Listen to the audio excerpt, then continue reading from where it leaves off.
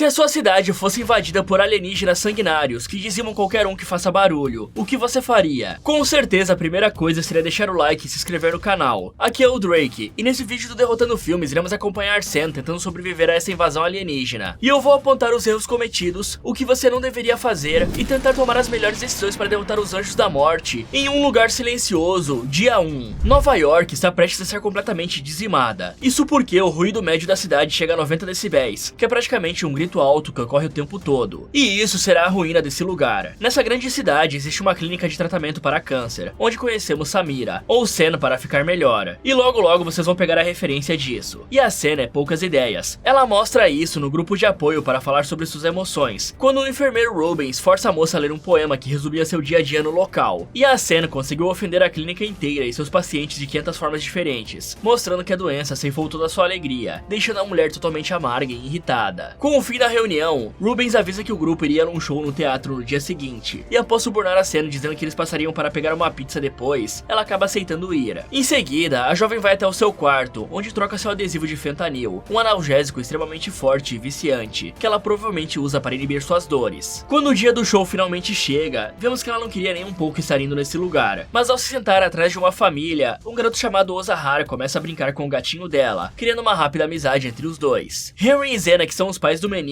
até tentam pedir para ele parar, porém antes que brigassem com ele, o show se inicia. Então, o senhor sobe no palco iniciando o espetáculo, só que a Sen fica desconfortável à medida que o show vai avançando, e decide ir até uma lojinha comprar algo para comer junto com seu gato de apoio Frodo. Porém, assim que sai da loja, ela vê Rubens desesperado falando com alguém no telefone, e o cara avisa que tinha algo acontecendo na cidade, e pede que a sua amiga entre no ônibus imediatamente. E quando o cara finalmente consegue colocar todos dentro do veículo, Sen nota que os passageiros estavam indo até o fundo do ônibus para olhar algo, e quando se aproxima, ela vê centenas se não milhares de meteoros caindo na Terra, e um deles cai muito perto do ônibus, explodindo os vidros e levantando uma nuvem de poeira, que não permitia que ninguém visse um palmo à sua frente. Desnorteada com o som do impacto, Sen sai pela rua tentando entender o que estava acontecendo, até que ela vê algo que lhe causa um medo arrasador, pois aparentemente tinha alguma coisa finalizando as pessoas no meio daquela cortina de poeira. Enquanto andava pela cidade destruída, Sen encontra uma oficial do exército que pede para ela se esconder em um local seguro, até que algo lhe ataca rapidamente no meio da cortina de poeira. Desesperada, Sen se joga no chão ainda tentando se recuperar do impacto, até que ela vê uma criatura monstruosa se movendo no meio da névoa, atacando qualquer um que fizesse algum som. Com medo de ser a próxima, a jovem se esgueira pela rua, vendo que tudo estava um caos. Até que uma ambulância aparece e é rapidamente explodida pelas criaturas, e a onda de choque arremessa Sam para longe, deixando a moça inconsciente. Ok, esse povo definitivamente é muito distraído. Isso porque desde o início tinham sinais claros de que algo estranho estava acontecendo. Podemos ver alguns jatos do exército sobrevoando a cidade. O tempo todo na cidade podemos ouvir sons de helicópteros e de sirenes, se bem que em Nova York isso deve ser um pouco comum. Se repararmos bem, de fundo tem várias pessoas carregando malas e mochilas, se movendo pelas ruas, fora que as pontes de Nova York estavam um pouco movimentadas, o que é estranho levando em conta que esse local é conhecido como a cidade que nunca dorme, recebendo inúmeros visitantes todos os dias, além de um fluxo absurdo de pessoas que já moram lá, que têm que ir para os seus trabalhos. Isso tudo já são sinais muito claros de que tem algo errado acontecendo, mas as pessoas parecem não ter notado nada disso. E para o exército já estar se preparando, é bem possível que antes de Nova York outras cidades já tenham sido atacadas, ou algo foi descoberto por satélites ou radares, e com certeza teria alguma notícia sobre isso nos jornais, e até mesmo nas redes sociais, já que aparentemente essa história se passava em uma época bem recente, onde já deviam existir celulares e redes sociais, e talvez por isso podemos ver tanta gente correndo para se salvar. Mas se o exército já sabia disso, eles deviam ter emitido um alerta e começado a evacuar a cidade antes que as pessoas começassem a morrer. E tudo bem que o governo talvez só não quisesse causar um pânico geral na galera, mas deixar todos baterem as botas também não é um bom plano. Quanto à queda das criaturas à Terra, pessoal, é interessante analisar uma coisa. Primeiro é que a queda dos monstros não faria só uma fumacinha não. Isso porque o impacto dos meteoros na Terra não só poderia criar crateras e derrubar os prédios em volta, como também iria jogar estilhaços de rocha por todos os lados e destruir as vidraças dos prédios em volta por conta do efeito chamado Sonic Boom, que é um estrondo sonoro devido à rápida velocidade que o objeto teria após cruzar a atmosfera da Terra e cair no chão. Isso somado ao fato de que a temperatura do objeto seria aproximadamente 2.000 a 3.000 graus Celsius. E lembrando que os monstros sobreviveram à queda, isso mostra que eles são praticamente indestrutíveis, e sua pele deve ser mais dura que qualquer metal conhecido na Terra. Então se defender ou lutar corpo a corpo com eles não são opções aqui. E como sabemos que os seres humanos entram em pânico facilmente e que a fumaça atrapalharia qualquer um de enxergar o que está acontecendo, a melhor opção nessa situação seria sair dali e procurar um lugar seguro, para evitar ser atropelada por um carro desgovernado ou por uma multidão em pânico, e principalmente para não chamar a atenção daquela coisa que estava finalizando os outros à fumaça. Fora que a baixa visibilidade corta qualquer forma de nos defendermos, pois nem conseguimos ver esses aliens se aproximando, o que corta nossa chance de reação para menos de 50%, aumentando a nossa chance de ser finalizado. Porém, se você é uma pessoa que observa as coisas antes de agir, daria para notar que todo mundo que foi atacado estava gritando ou fazendo barulho de alguma forma, e isso definitivamente ajudaria a entender que fazer barulho é igual a ir de arrasta, literalmente. E eu já falei isso várias vezes, mas estar em grandes cidades no início de um apocalipse sempre vai ser horrível. Sério, não tem lugar pior para você estar. Nesse apocalipse aqui, talvez estar em um avião seria bem pior, porque na hora de pousar, com certeza o avião vai ser atacado. Porém, em uma cidade grande assim, dificilmente vai ter para onde correr, ainda mais levando em conta o barulho infernal que é nesses lugares. Muito tempo depois, ela acorda de volta no local do show, onde Henry lhe impede de gritar ou respirar alto, pedindo que ela faça silêncio. E sim, esse é o mesmo cara da ilha do segundo filme. Em seguida, ele leva a mulher até seu amigo Rubens, e podemos ver as dezenas de pessoas presas ali, algumas com ferimentos graves espalhados pelo corpo. E assim que Rubens vê sua amiga, ele lhe abraça aliviado por vê-la bem, e aproveita para entregar a cena o seu gato, que por sorte tinha sobrevivido ao acidente. Um tempo se passa, e todos ouvem um helicóptero sobrevoando o local, enquanto as autoridades emitiam uma mensagem dizendo para todos ficarem em completo silêncio, pois as criaturas eram extremamente mortais. E aí o Frodo corre até a porta, e a dupla vai atrás do bichano, mas a moça acaba fazendo barulho atraindo uma das feras, que fica desconfiada da presença dela. Porém, a gota d'água é quando o Frodo começa a andar entre os corpos, e acaba esbarrando em um sino, chamando a atenção do monstro. Nesse momento, Sam corre para salvar o animal, e se esconde tentando manter o bicho quieto. Já Rubens se deita no chão quando o Anjo da Morte invade o local, só que o alienígena anda pelos corpos checando o som, mas quando se aproxima de Rubens, o helicóptero do exército passa de novo, atraindo uma manada de aliens no processo, e salvando o cara da morte certa. Ok, levando em consideração que nessa época temos celulares, o pessoal devia aproveitar enquanto ainda tinha internet, sinal de telefone e energia elétrica, para criar um grupo junto com todos os sobreviventes daquele local, ou pedir o número de pessoas com quem você queira ou precisa se comunicar, e assim trocar mensagens de texto. Dessa forma, dá pra entender o que cada um queria, dividir as tarefas e organizar o pessoal sem ter que fazer qualquer barulho. E de quebra, eles podem pedir que todos tirem os sapatos, e ao invés de usá-los, eles podem amarrar pedaços de roupas em seus pés para evitar ferimentos e cortes, e de quebra diminuir os ruídos causados pelos passos, pois certos tipos de calçados fazem muito barulho. E até onde deu pra perceber, as criaturas são completamente cegas, então eles só seguiam pelo som. Portanto, qualquer coisa que reduza o barulho que fazemos já é bem útil, e caso a internet já tenha ido de base, é só usar o papel e caneta. Sim, isso ainda existe. Em seguida, levando em conta que talvez precisaríamos sobreviver por um tempo nessa cidade, seria bom organizar grupos para pegar remédios e alimentos para o pessoal. E assim que a poeira baixasse e o grupo de monstros se dissipasse pela cidade, todos poderiam se organizar em pequenos grupos para ir até algum posto militar avançado, que com certeza já deve ter sido montado nessa altura do campeonato. Mas caso eles não existam, ao menos o pessoal devia tentar sair de Nova York para um local menos movimentado, onde tivessem menos pessoas em pânico gritando e atiçando os bichos. Uma boa estratégia para fazer essas buscas seria o seguinte: levar várias pedras para o topo de um prédio e ficar jogando essas pedras nas ruas em cima dos carros na direção contrária da onde você vai procurar mantimentos. Dessa forma, os Anjos da Morte seriam atraídos para longe da onde você está indo, criando uma certa segurança e evitando que você esbarre em um pelo caminho. E falando em militares, o exército devia colocar como prioridade principal capturar uma dessas criaturas para conseguir estudá-la e descobrir as suas fraquezas, já que mesmo que tiros não funcionem, eles ainda podem tentar imobilizar a criatura, ou soltar algum gás anestésico para derrubar ou matar o bicho, já que eles devem respirar de alguma forma. Além disso, os soldados também podem usar aquelas armas sonoras de alta frequência, que geralmente são utilizadas para protestos agressivos. Isso poderia causar danos aos tímpanos dos monstros, já que se sua audição é tão sensível, sons em frequências muito altas devem ao menos atordoar ou afastar as feras. E imagina só se esses bichos caem no Brasil no meio de um encontro de som automotivo, com certeza era a morte certa.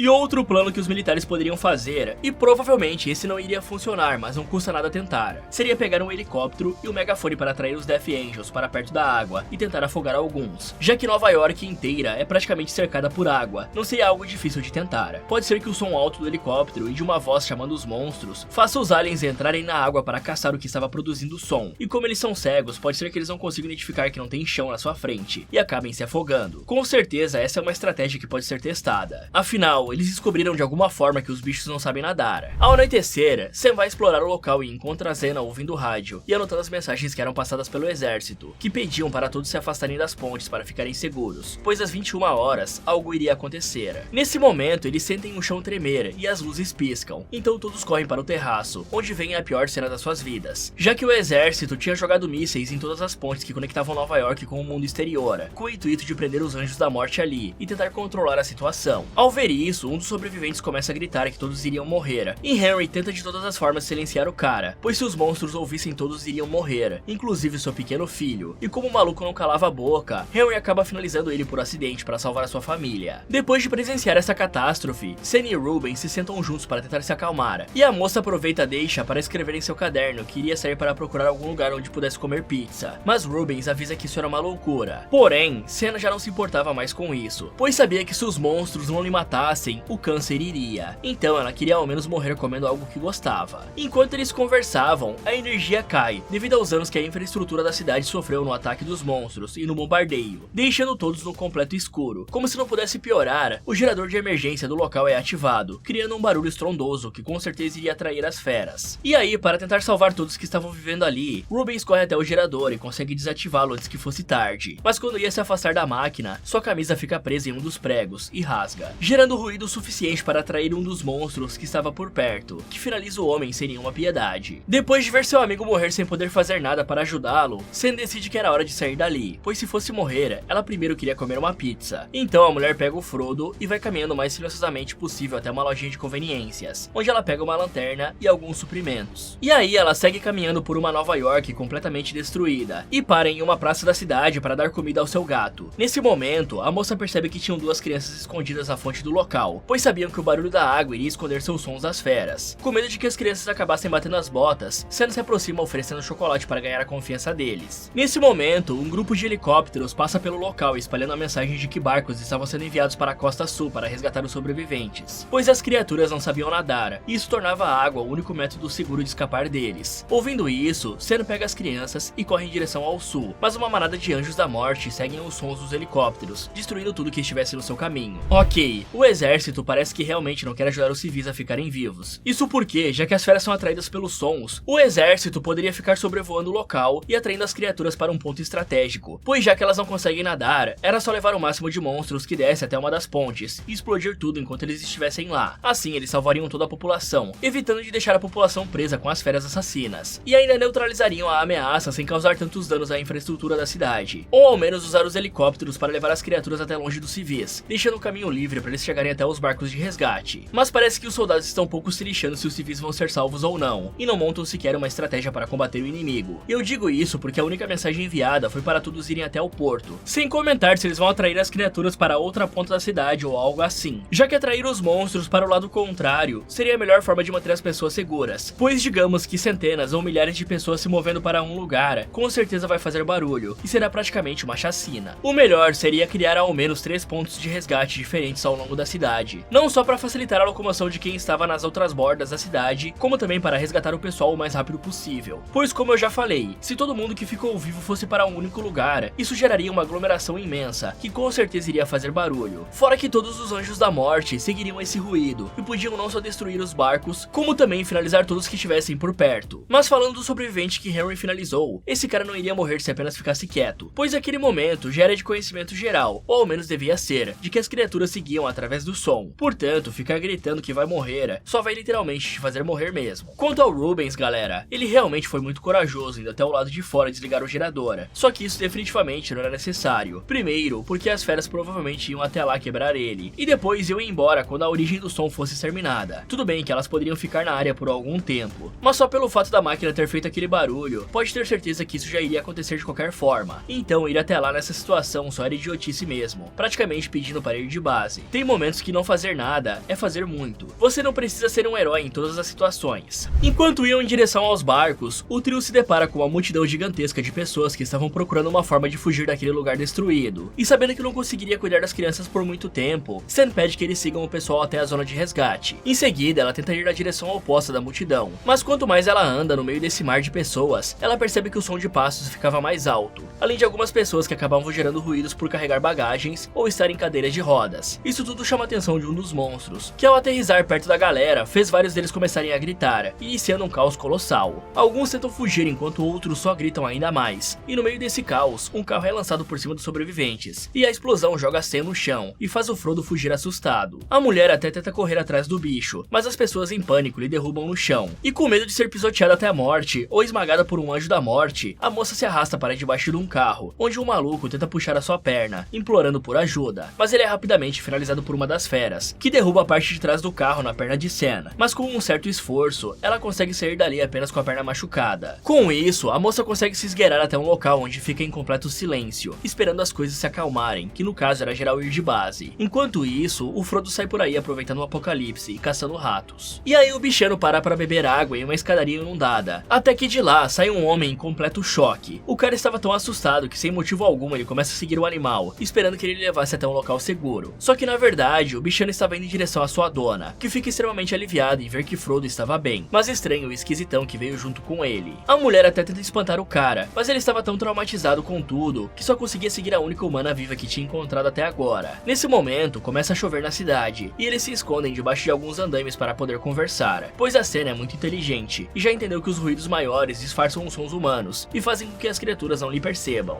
E aí ela pede para que Eric pare de segui-la, e conta sobre os barcos no sul que estavam resgatando as pessoas, mas o cara parecia estar em completo choque, e apenas diz que não queria morrer ali, e sentindo pena do cara, Sam acaba aceitando esse companheiro de viagem inusitado na sua aventura. Ok, eu vou ir soltando estratégias para acabar com esses bichos aleatoriamente aqui. Além daquela do helicóptero levando os bichos pro mar, dá pra fazer algo com explosivos e explosões controladas em cavernas ou minas antigas, ou até mesmo prédios se você for criativo. O plano seria o seguinte: pegar explosivos, foguetes ou rojões e usá-los para atrair os anjos da morte para o fundo das cavernas, com uma única entrada. Seria legal mandar eles para a caverna dos Crawlers, do Abismo do Medo, se bem que esses seres das profundezas não durariam muito contra os anjos da morte. Mas voltando ao plano, uma vez que os aliens entrassem nas cavernas, uma nova carga deveria ser explodida na entrada dessa caverna, selando ela para sempre, junto com os Death Angels, e é claro que os bichos poderiam tentar cavar para sair dali. Porém, considerando que eles estavam presos dentro de meteoros, quando eles chegaram na Terra, eu acho que eles não escapariam tão fácil assim dessas cavernas. Dá pra fazer a mesma coisa com estações de metrô ou prédios, porém eu não acho que é muito legal ficar falando para explodir esse tipo de lugar aqui no YouTube, né? Mesmo que seja hipoteticamente em um cenário fictício. Mas falando da manada de pessoas, era melhor os sobreviventes se dividirem em grupos menores e andar em ruas paralelas para evitar aglomerações. Isso porque naquela situação, além dos ruídos de passos se acumularem, fazendo sons que com certeza iam chamar a atenção das criaturas, se uma única pessoa ali gritasse, caísse, derrubasse algo ou fizesse qualquer tipo de som, tipo uma tosse, ou aquele famoso peidinho que você jurava que não ia fazer barulho, todos os outros iriam morrer por causa desse erro. Então se as pessoas apenas se dividissem em grupos menores, se um grupo fosse atacado, ainda daria para outros fugirem, pois as criaturas iriam ter que escolher qual deles seguir, mas aqui eles simplesmente estavam enfileirados e prontinhos pro abate. Outra coisa que poderia ser bem útil é organizar um pequeno grupo de pessoas para arranjar alguns estalinhos, bombinhas, foguetes e fogos de artifício. Assim, caso as criaturas se aproximassem demais, os sobreviventes podiam usá-las como distrações para atrair o máximo de criaturas possíveis para longe das pessoas, e criar uma brecha para todos conseguirem escapar enquanto os monstros atacam os fogos, ou procuram a origem dos ruídos causados pelas bombinhas. E a cena poderia muito bem ter andado pelas calçadas que estavam vazias, em vez de ir na contramão da multidão, porque dessa forma ela poderia ser facilmente pisoteada quando todos começassem a empurrar ela, correndo na direção contrária. Quanto a essa tempestade, e o fato das crianças e de Sam terem se enfiado na água da fonte, era bom todos eles acharem logo roupas para se trocar, pois pegar um mero resfriado nessas condições poderia ser fatal. E calma lá que eu não sou a sua avó ou a sua mãe para falar que a chuva vai te deixar doente. O problema aqui é a combinação da chuva com a baixa temperatura, que pode fazer a sua imunidade baixar e deixar o seu organismo mais suscetível a doenças. E o problema de ficar doente aqui não é pela falta de hospitais ou remédios, mas sim porque um espirro já seria o suficiente para você bater as botas, fora que qualquer doença grave gerada pelo frio, como a pneumonia, seriam fatais, já que não temos médicos ou hospitais funcionando para atender e tratar as pessoas, sem contar que tossir ia te dar uma passagem só de ida para a cidade do pé junto. Porém, ao mesmo tempo que a chuva é ruim, ela é o único momento em que podemos conversar, correr e invadir lugares abandonados para conseguir suprimentos, já que aparentemente o ruído da chuva caindo mascara os outros sons feitos pelos sobreviventes, o que definitivamente é uma coisa muito importante. Levando isso em conta, alguns lugares do mundo são naturalmente barulhentos, se é que podemos falar assim. Por exemplo, alguns lugares perto do mar sofrem com ventos fortes frequentemente, e o vento ajuda a espalhar o som que poderia confundir essas criaturas. Além do mar, existem os geysers, que fazem muito barulho quando entram em erupção. Porém, viver nesse tipo de lugar não teria um som constante igual às ondas do mar. Talvez uma selva populosa produza causa tanto som ambiente que os Death Angels ignorariam o local, ou eles simplesmente iriam caçar todos os animais até não ter mais barulho. Porém, uma cachoeira ou um rio com correntezas fortes poderia ser um local perfeito para montar acampamento e viver em uma certa paz. E mais pra frente eu vou falar sobre uma teoria do porquê os Death Angels não comem os humanos e apenas saem finalizando geral.